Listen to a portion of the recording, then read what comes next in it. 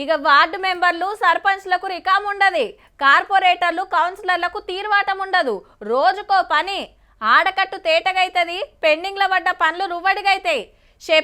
చెప్పని అన్న అవుతుండొచ్చు ఒకదానేనుకోటి.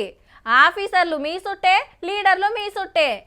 ఏం కావాలనో బాజాప్తా అడగొచ్చు, కావాల్సినవి చేపించుకోవచ్చు. మళ్ళా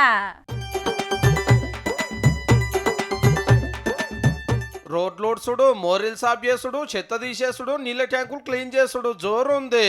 ప్రజాపాలన ప్రగతి ప్రణాళిక పేరు మీద 99 రోజుల యాక్షన్ ప్లాన్ చాలా అయింది. మళ్ళా వారానికో ప్రోగ్రాం పెట్టుకున్నారు.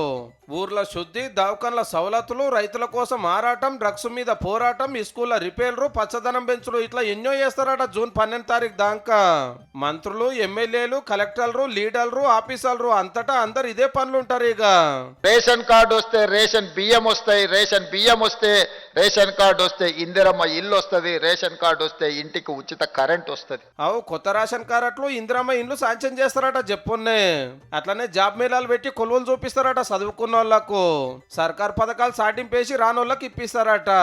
విద్య, వైద్యము, నీళ్ళ సమస్య, irrigation facilities, guarantee scheme implementation, ఇవన్నీ కూడా సరిగా మానిటర్ చేయాలి. ప్రభుత్వం చేపట్టిన ఈ 99 రోజుల కార్యక్రమంలో మీ చురుకైన పాత్ర మహిళా సంఘాలది ఉండాలి. ఆరోగ్యం గురించి కావచ్చు, మీరు గృహిణులుగా ఆ ప్రాంతానికంతా మార్గదర్శకత్వం కావాలని చాలా ముఖ్యమైన కార్యం కాబట్టి 33 జిల్లాలలో 12,000 పల్లెలలో నడుస్తోంది. చల్లగా ఏసీ ఆఫీస్లో ఊకొని ఆర్డర్లు వేస్తే కాదు కదా, పబ్లిక్ లో తిరిగి ఎవరు తిప్పలేందో అరుచుకొని కావాల్సిన పనులు చేస్తేనే కదా ఫాయిదా. 99 రోజులు నడుస్తుంది కాబట్టి ఊరికి ఏం కావాలనో మీకేం కావాలనో పనులు చేయించుకోండి. మళ్ళా